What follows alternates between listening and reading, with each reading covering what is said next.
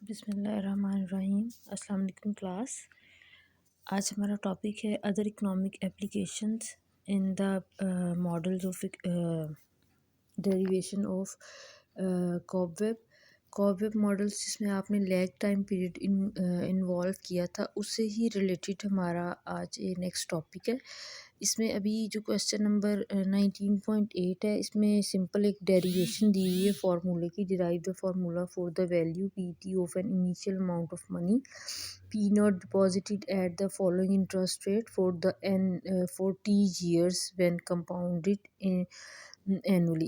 इसकी डेरिवेशन है सिंपल, इसमें वैल्यूज़ पुट करनी है, अदरवाइज़ आप इसको भी रहने दें, लेकिन ये भी इंक्लूड है। उसके बाद नेक्स्ट है, इस मॉडल का ये एक मैथमेटिकल डेरिवेशन है। इस मॉडल का नाम है मार्केट मॉडल विद इन्वेंट्री। ठीक है, इसकी मैं आपको चैंग की बुक में भी ये मॉडल है और डाउलिंग में भी है, लेकिन डाउलिंग में चूँकि ये एक सिंपल पैटर्न के साथ है तो इसलिए मैंने आपको यहाँ से ये करवा रही हूँ।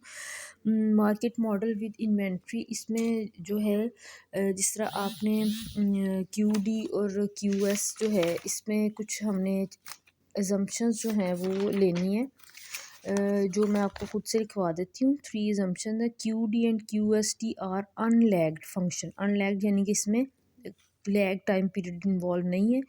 दूसरा है adjustment of price is not affected through market clearance, ठीक है, but through the price setting by the seller. इसका क्या मतलब है कि जैसे हम देखते हैं मार्केट मॉडल में कि प्राइस जो है डिटर्मिंड होती है by the demand and supply, invisible hands of Q D and Q S, but यहाँ पर सेलर के थ्रू एडजस्ट होगी।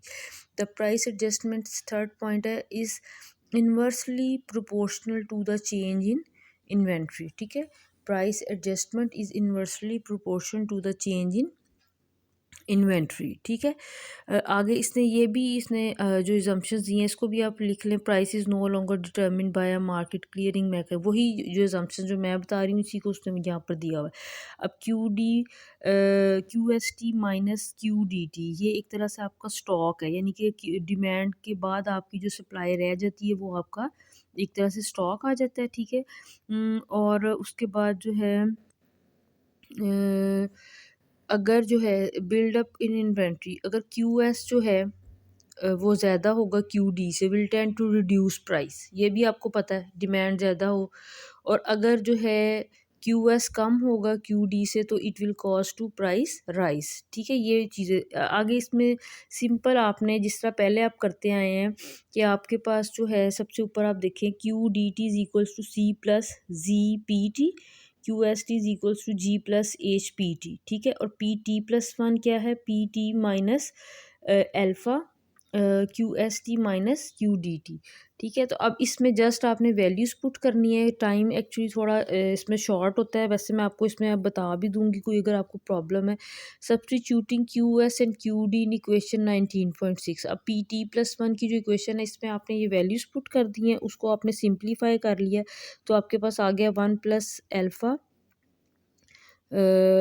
Multiplied by G minus H into P T minus A G minus C. अब shifting the time path periods back one to confirm. अब जो है आपने चूंकि इसको फर्स्ट ऑर्डर डिफरेंस इक्वेशन में करना है तो आपने टाइम पीरियड्स को एक पीरियड जो है पीछे ले जाना है। ठीक है, जैसे पी टी प्लस वन था तो यानी कि फ्यूचर का टाइम पीरियड, इसको एक टाइम पीरियड पीछे लेके जाएंगे तो ये पी टी बन जाएगा, यानी कि ये करंट टाइम। ठीक है, और आपके पास जो क्वेश्चन नंबर 19.4 है उसमें आपने ये वैल्यूज़ पुट कर दी हैं। ठीक है, और फिर वैल्यूज़ पुट करने के बाद आपने इसको सिंप्लीफाई किया है तो आपके पास क्या आ गया, P not minus G minus C divided by G minus H. ये सारा फार्मूला जो है आगे आपके पास आ गया। और नेक्स्ट जो है सब्स्टिट्यूटिंग इन नेक्स्ट पेज पर अब आप आ जाए, सब्स्टिट्यूटिंग एज इन 19.13 ए।